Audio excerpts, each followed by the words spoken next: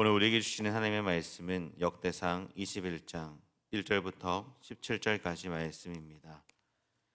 역대상 21장 1절부터 17절까지 말씀입니다. 1절부터 17절까지의 말씀을 한 절씩 교독하시겠습니다. 사탄이 일어나 이스라엘을 대적하고 다윗을 충동하여 이스라엘을 계수하게 하니라.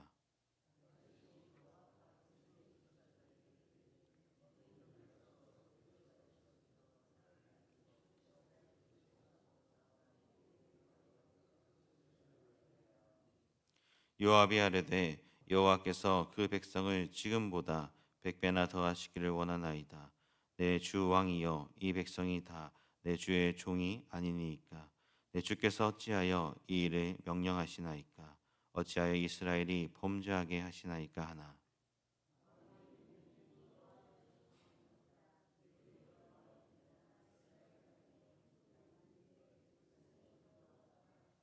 요압이 백성의 수요를 다윗에게 보고하니 이스라엘 중에 칼을 뺄 만한 자가 110만 명이요 유다 중에 칼을 뺄 만한 자가 47만 명이라.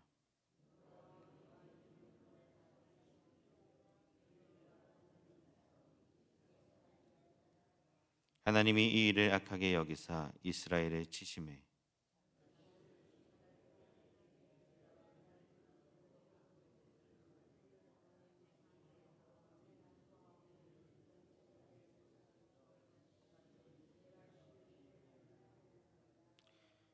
여호와께서 다윗의 선견자 갓에게 말씀하여 이르시되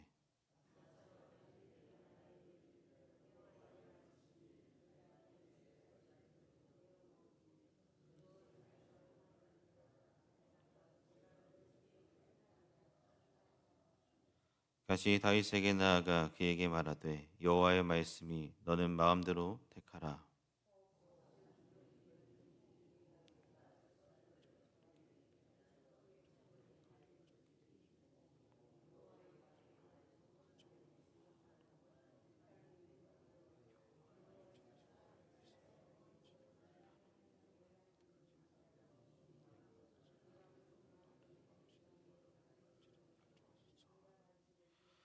다윗이 갓에게 이르되 내가 곤경에 빠졌도다. 여호와께서는 긍휼이 심히 크시니 내가 그의 손에 빠지고 사람의 손에 빠지지 아니하기를 원하나이다 하는지라.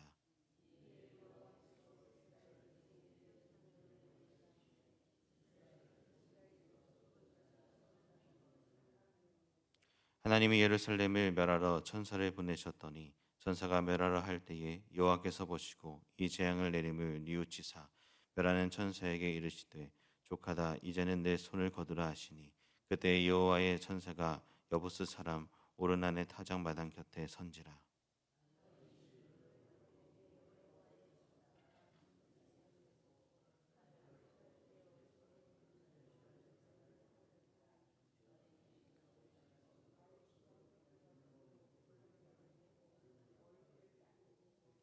함께 보시겠습니다. 하나님께 아뢰되 명령하여 백성을 계수하게 한 자가 내가 아니니이까. 범죄하고 악을 행한 자는 곧 나이니이다. 이 양 떼는 무엇을 행하였사온까? 청하던대 나의 하나님 여호와여, 주의 손으로 나와 내 아버지의 집을 치시고 주의 백성에게 재앙을 내리지 마옵소서 하니라. 아멘. 사랑하는 성도 여러분, 오늘 새벽 기도회 가운데 하나님 은혜가 가득하기를 주님의 이름으로 축복합니다. 우리는 나의 삶의 모든 순간에 겸손함을 잊어서는 안 됩니다. 내가 살아온 모든 날들 속에서 우리는 교만함으로 주의 은혜를 잊는 일은 없어야 할 것입니다. 그런데 오늘 역대상의 이 다윗의 모습은 그 유명한 다윗의 인구조사를 우리에게 가르쳐 말씀하고 있습니다. 이 인구조사의 배경은 단순히 행정적인 통계를 위함이 아니었습니다. 다윗의 그 마음 가운데 자리 잡은 교만과 연결되어 있기 때문입니다. 역대상 21장 1절은 사단이 일어나 이스라엘을 대적하고 다윗을 충동하여 이스라엘을 계수하게 하니라 라고 시작하고 있습니다. 이 표현은 인구조사가 단순히 다윗의 선한 마음에서 온 것이 아니라 그 영적인 유혹, 교만을 맞물려 일어난 일임을 우리에게 밝히 보여주는 것이죠. 다윗은 수많은 전쟁을 치르고 승리를 거두었습니다. 그의 나라와 군대는 점점 강성해 갔습니다. 그러한 상황 속에서 그는 자신이 이룬 업적이 얼마나 되는지, 자신의 군사력이 얼마나 되는지 눈으로 확인하고 싶었던 것입니다. 이것은 다윗이 하나님을 의지하기보다 눈에 보이는 숫자에 의지하려는 그 유혹에 빠졌음을 보여줍니다.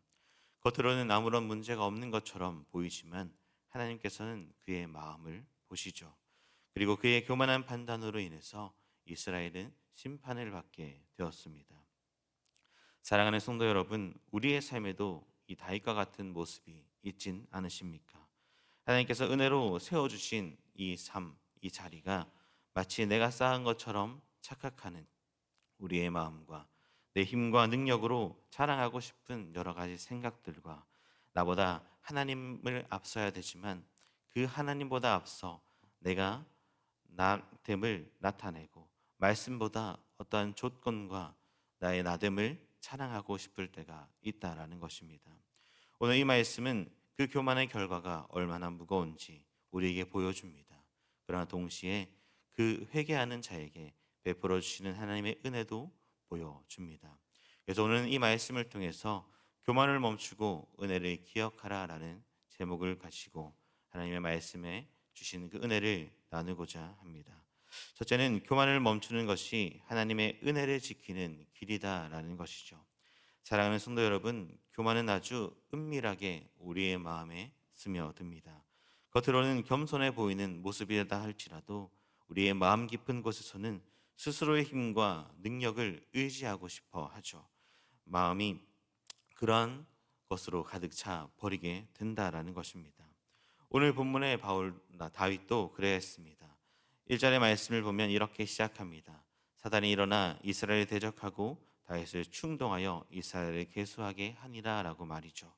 사단이 다윗의 마음을 자극합니다. 왕으로서 나라가 강성해지고 많아졌을 때에 다윗이 얼마나 강한 군대를 가졌는지 스스로가 궁금해하고 알고 싶어 합니다.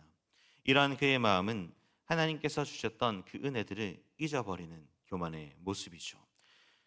곧 눈에 보이는 그 결과로 자신이 이만큼 올라왔다라는 것을 확인하고 싶은 그 교만의 마음이다라는 것입니다. 그러한 마음을 가진 다윗 앞에 요압은 그를 말리며 이렇게 얘기합니다. 3절의 말씀입니다. 요압이 아뢰되 여호와께서 그 백성을 지금보다 100배나 더하시기를 원하나이다. 내 주 왕이여 이 백성이 다 내 주의 종이 아니니이까 내 주께서 어찌하여 이 일을 명하시나이까 어찌하여 이스라엘이 범죄하게 하시나이까 하나라고 말합니다. 요압은 이 인구조사가 하나님 앞에 바르지 않은 것임을 알았습니다. 숫자는 하나님이 아니라 사람을 의지하는 표시였음을 그는 알았기 때문입니다. 그러한 것을 가지고 다윗에게 아뢰었지만 다윗은 그런 건 수용하지 않고 더욱 인구조사를 강행하죠. 4절의 말씀을 보면 다윗은 이렇게 합니다. 왕의 명령이 요압을 재촉한지라 드디어 요압이 떠나 이스라엘 땅에 두루 다닌 후에 예루살렘으로 돌아와라고 말합니다. 다윗은 요압을 재촉하기 시작합니다. 이것은 사단이 충동하게 한 다윗의 이 교만이 꺾이지 않았음을 우리에게 보여줍니다. 결국 이 다윗의 선택은 온 백성에게 하나님의 심판을 가져오게 되는 결과를 낳게 되죠. 사랑하는 성도 여러분, 오늘 이 말씀은 우리에게 분명히 가르쳐 주고 있습니다. 은혜의 길은 교만을 멈추는 것에서 시작한다라는 것입니다. 우리가 하나님께 받은 은혜를 지키고 끝까지 간직하고 싶다면 우리에게 나오는 자랑의 마음, 그리고 드러내고 싶은 그 마음들, 내 힘으로 해보려고 하는 그 교만의 모든 마음들을 꺾어야 할 것입니다. 교만은 하나님이 일하실 자리를 내가 차지하는 삶의 모습이기 때문입니다. 하나님은 어떠한 분이십니까? 하나님은 겸손한 자를 찾으시는 분이시고 교만하는 자를 물리치는 분이십니다. 잠언 16장 18절의 말씀입니다. 교만은 패망의 선봉이요 거만한 마음은 넘어짐의 앞잡이니라 라고 분명하게 말씀하고 계십니다. 다윗처럼 하나님의 은혜로 이루어진 그 모든 것도 이 교만이 들어오면 무너질 수밖에 없음을 우리에게 가르쳐 줍니다. 그러므로 사랑하는 성도 여러분, 혹시 우리 안에 이 마음이 없는지 점검해 보아야 합니다. 숫자를 자랑하려는 마음이나 비교하고 경쟁하려는 마음이나 내 경험과 내 계획을 앞서고 나를 높이는 그런 마음들 말입니다. 혹시나 있다면 이 모든 것 마음들을 하나님 앞에 잠잠히 내어놓는 이 새벽이 되길 소망합니다. 그러한 교만의 마음을 내려놓고 겸손함으로 다시 한 번 더 하나님의 은혜를 간구하고 기억하며 나아가는 저와 여러분들이 되기를 주님의 이름으로 축복합니다. 둘째는 회개하는 자에게 하나님은 어김없이 긍휼을 베풀어 주시는다라는 것입니다. 사랑하는 성도 여러분, 하나님 우리가 넘어졌을 때에 곧바로 심판하시는 분이 아니라 회개를 기다리는 분이십니다. 다윗은 인구 조사를 마친 이후에 자신이 큰 죄를 범함을 깨달았습니다. 8절의 말씀입니다. 다윗이 하나님께 아뢰되 내가 이 일을 행함으로 큰 죄를 범하였나이다. 이제 간구하옵나니 종의 죄를 용서하여 주옵소서. 내가 심히 미련하게 행하였나이다 하니라라고 말입니다. 이 짧은 고백 속에 다윗의 철저한 그 죄에 대한 깨달음과 진심 어린 회개가 담겨 있습니다. 그는 변명하지 않고 자기의 죄를 다른 누군가에게 전가시키지 않았습니다. 그는 그저 죄를 깨닫게 되는 그 순간에 하나님 앞에서 내가 큰 죄를 범하였나이다 라고 고백하며 그리고 심히 미련하게 행하였나이다 라고 마음을 쏟아놓고 나아갑니다. 진정한 회개가 바로 이러한 모습일 것입니다. 죄를 감추지 않고 인정하고 다시 한 번 더 하나님의 긍휼을 구하는 모습으로 말입니다. 그리고 하나님은 그런 다윗의 고백을 듣고 갓 선지자를 통해서 세 가지 벌 중에 하나를 택하게 하십니다. 그럴 때에 다윗은 이렇게 또한 고백하죠. 13절의 말씀입니다. 다윗이 갓에게 이르되 내가 곤경에 빠졌도다. 여호와께서 긍휼이 심히 크시니 내가 그의 손에 빠지고 사람의 손에 빠지지 아니하기를 원하나이다 하는지라라고 말입니다. 이 고백은 하나님의 긍휼하심을 믿는 다윗의 고백입니다. 그는 인간의 손, 자신이 스스로 그것을 선택하기보다 하나님께서 모든 것을 주관해 주시고 그 긍휼함으로 은혜를 베풀어 주시길 간구하고 있습니다. 그리하여 이스라엘은 전염병이라는 심판을 받게 됩니다. 그런 심판을 받을 그때에도 다윗은 자신이 책임져야 할 죄로 인해 고통받는 백성들을 향해 이렇게 외칩니다. 17절의 말씀입니다. 하나님께 아뢰되 명령하여 백성을 계수하게 한 자가 내가 아니니까 범죄하고 악을 행한 자가 곧 나이니이다. 이 양떼는 무엇을 행하였나이까? 청하건대 나의 하나님 여호와여 주의 손으로 나와 내 아버지의 집을 지시고 주의 백성에게 재앙을 내리지 마옵소서 하니라. 사랑하는 성도 여러분, 이 장면은 다윗의 회개의 절정의 모습을 우리에게 보여줍니다. 하나님께 울부짖으며 이 백성은 무죄하니 나와 내 아버지의 집을 지옵소서라고 고백하고 있기 때문입니다. 이 말은 단순히 정치적인 책임을 다하겠다라는 말이 아니라 영적인 책임, 하나님께서 세워주신 그 왕의 자리를 하나님 앞에서 잘 지키지 못한 스스로의 반성으로 오는 그 회개의 고백인 것이죠. 사랑하는 성도 여러분, 우리도 때때로 다윗처럼 미련하고 어리석은 선택을 할 때가 있습니다. 교만하여 하나님보다 나의 생각을 앞세우고 나의 뜻을 관철시키려는 때가 있습니다. 그러나 중요한 것은 그때에 그것이 죄인지를 우리가 깨닫고 다시 하나님 앞에 회개하며 나아가는 일일 것입니다. 하나님은 회개하는 자를 결코 외면하지 않으시고 오히려 그 마음을 보시고 긍휼을 베푸시며 다시 은혜의 길로 걸어가게 하시는 분이심을 꼭 기억하십시오. 오늘도 혹시 우리의 마음속에 이러한 짐들이 있으십니까?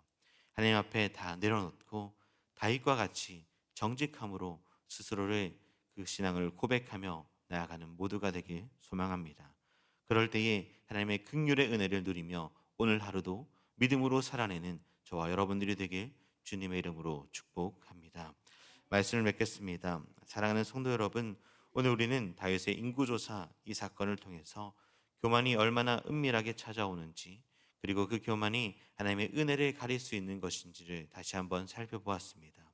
또 하나님께서 그 죄를 깨닫게 하시고 회개하는 자에게 긍휼과 사랑을 베풀어 주시는 그 하나님의 모습을 보았습니다.